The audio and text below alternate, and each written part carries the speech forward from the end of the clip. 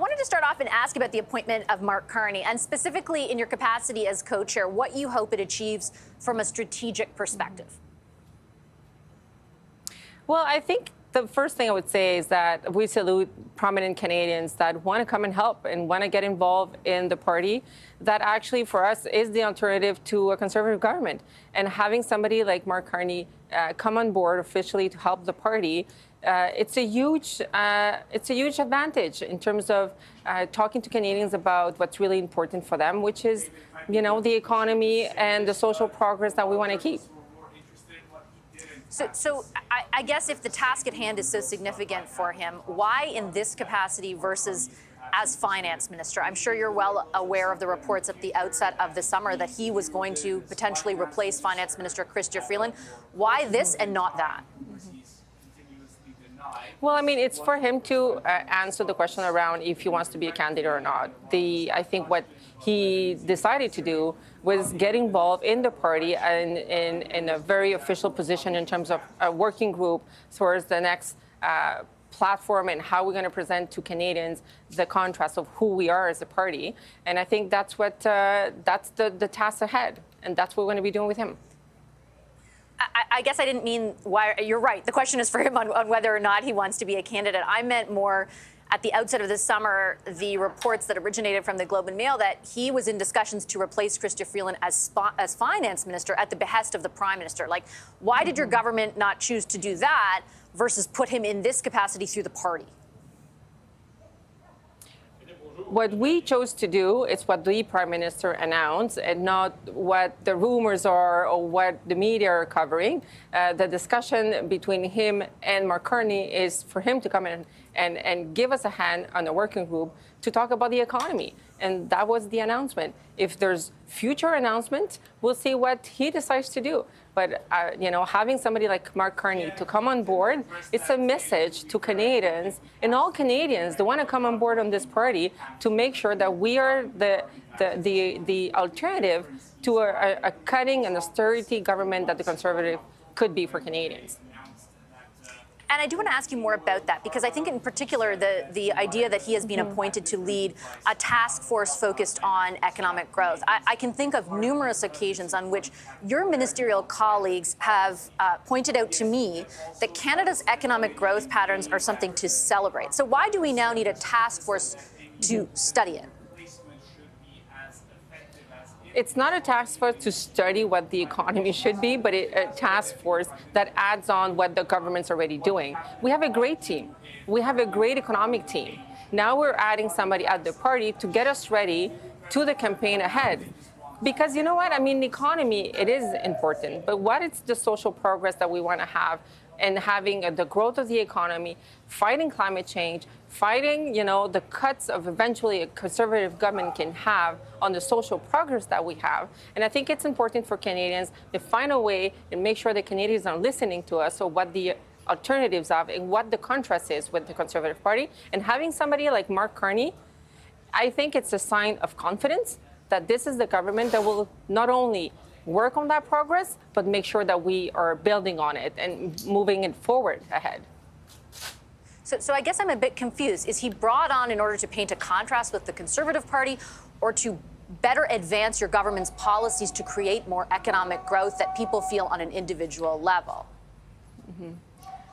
Well, he's coming to the party, to the Liberal Party of Canada, to work with the party in order to make sure that we're ready for the next campaign, to make sure that we are giving the right message to Canadians and make Canadians have a choice and present that choice with a strong policy on economy and a strong policy on social progress and a strong policy on environmental transition and economy on what we need as a country to be, because we have this great country in terms of the choices that Canadians will have. And I think Mark Carney is the right person to add on to the party to make sure that we're having those conversations in a strategic way in terms of moving forward to the campaign.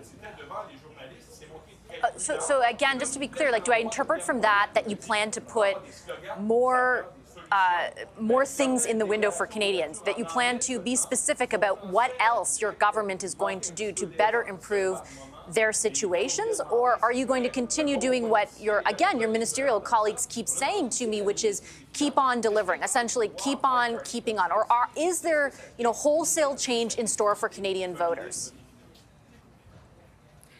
I think what we need to make sure is that Canadians are understanding that not only the economy is going well, we have a strong economy in this country, and that economy is growing, but that we also have social policies that are tied to that economy that are important.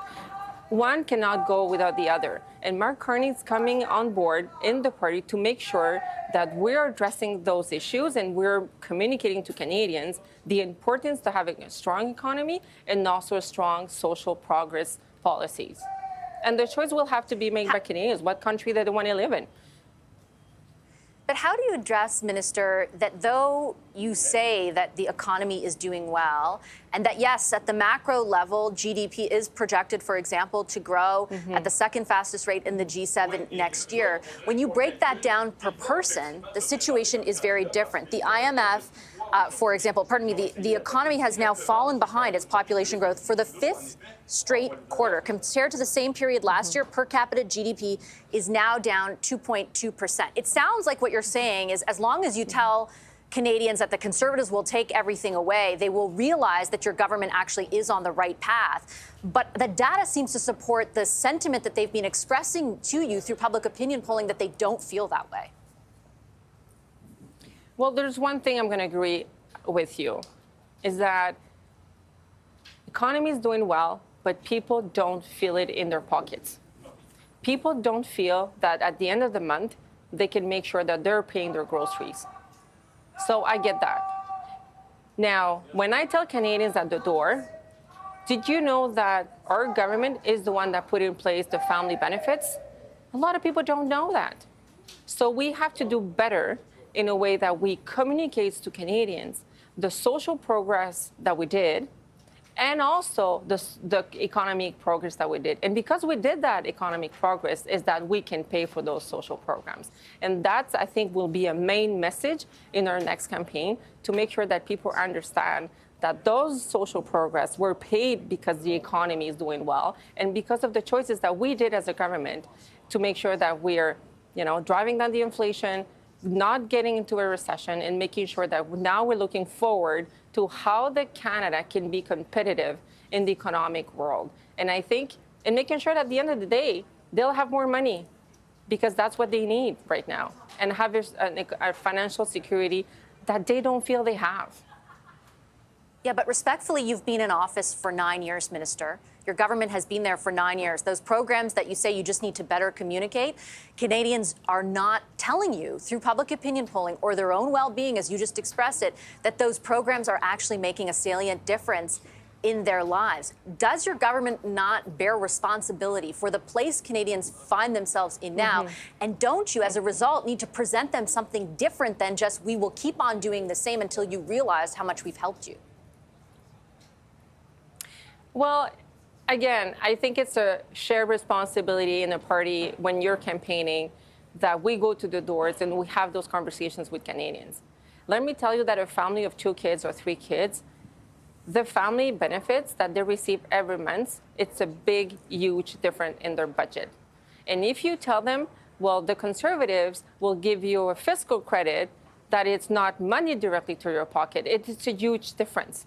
When people understand that, they're more scared about a Conservative government that will take away those programs than, having a conversation when they can be shown to have a real choice between what do we want as a country. And we have to make sure that we are getting more people more money, that we're getting young people jobs, that we're transitioning an economy to a green economy, that we make sure that as a country we're competitive in the global stage, but locally that people can pay their grocery, have a roof over their heads, and be proud of being Canadian and not get into this very American-style politics.